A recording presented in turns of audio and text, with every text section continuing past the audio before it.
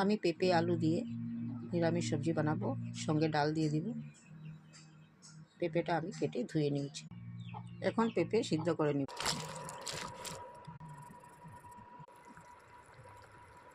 পেঁপে সিদ্ধ হয়ে গেছে, নামিয়ে নিয়েছি।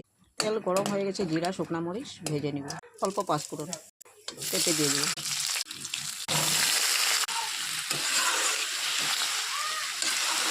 আন্দাজ করে লবণ দিয়ে দিব, হলুদ দিয়ে দিব, ধনিয়া গুঁড়া দিয়ে দিব, জিরা গুঁড়া দিয়ে দিব, মরিচের গুঁড়া দিয়ে দিব।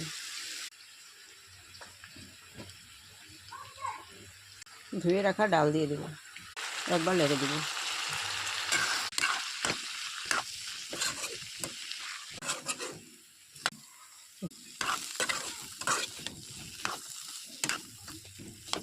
টেস্টের জন্য অল্প চিনি দিয়ে দিব।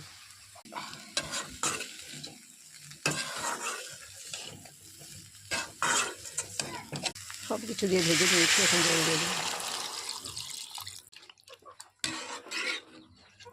গ্রেট করা আদা দিয়ে দিব।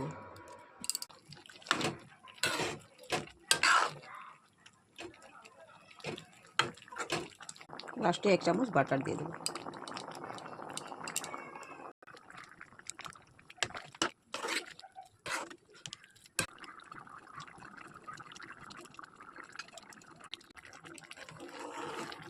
পেঁপে আলুর সবজিটা আমার হয়ে গেছে, এখন নামিয়ে নিব।